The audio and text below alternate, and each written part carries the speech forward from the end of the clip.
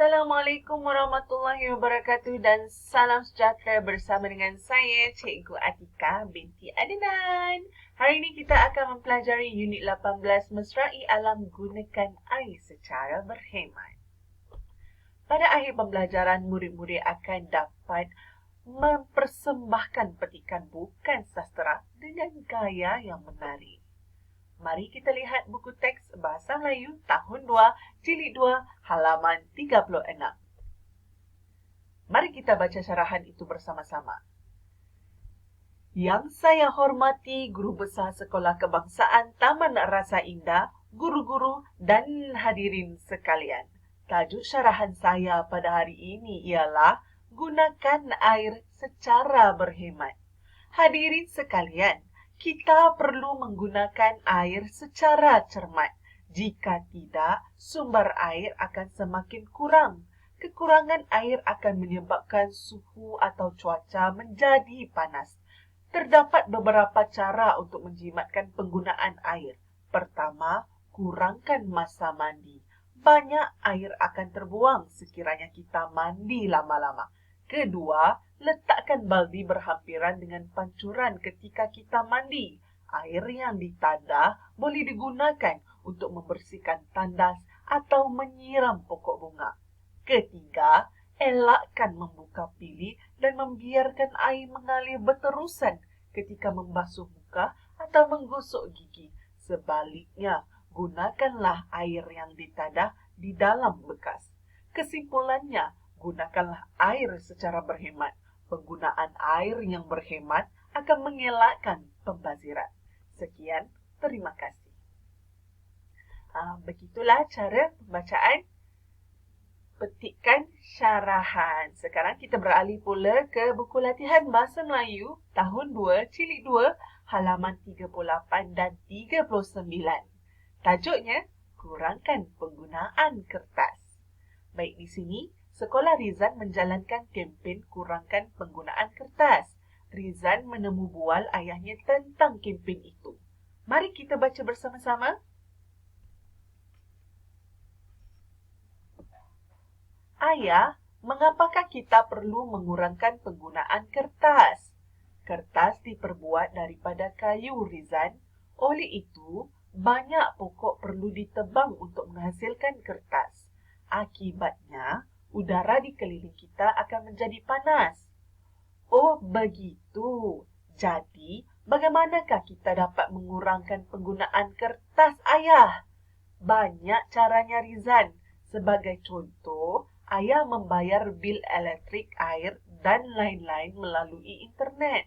Oleh itu, Ayah tidak mendapat bil dalam bentuk kertas.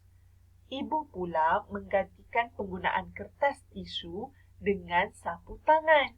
Cara ini lebih jimat kerana sapu tangan boleh digunakan berulang kali. Rupa-rupanya begitu. Terima kasih Ibu dan Ayah kerana memberi maklumat baharu. Saya pun akan mengurangkan penggunaan kertas mulai hari ini.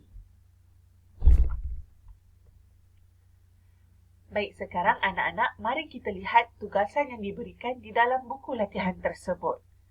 Temu bual ibu bapa, penjaga adik-beradik dan rakan-rakan.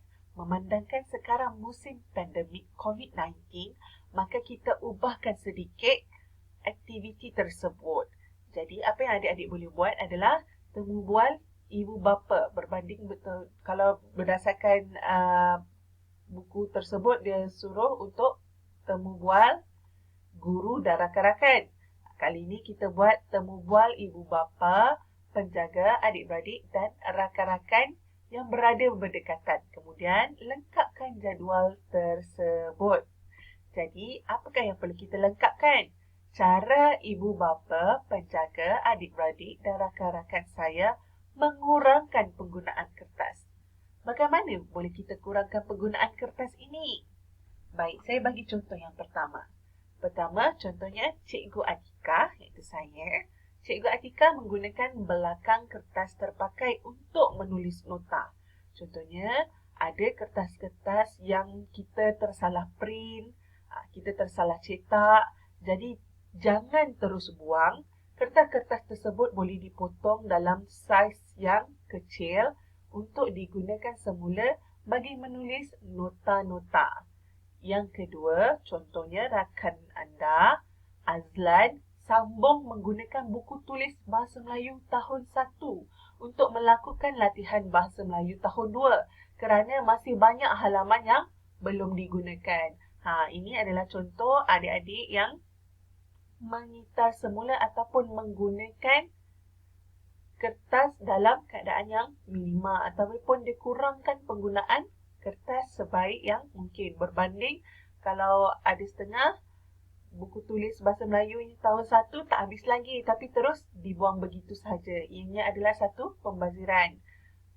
Jadi langkah yang kita boleh gunakan untuk kurangkan penggunaan kertas adalah kita boleh gunakan balik buku tulis Bahasa Melayu tahun 1 untuk lakukan latihan Bahasa Melayu tahun 2 untuk supaya ini adalah salah satu langkah untuk kurangkan penggunaan kertas.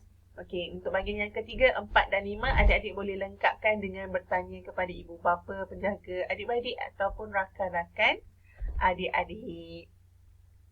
Sampai situ sahaja tugasan kita hari ini. Semoga ianya bermanfaat kepada semua. Assalamualaikum.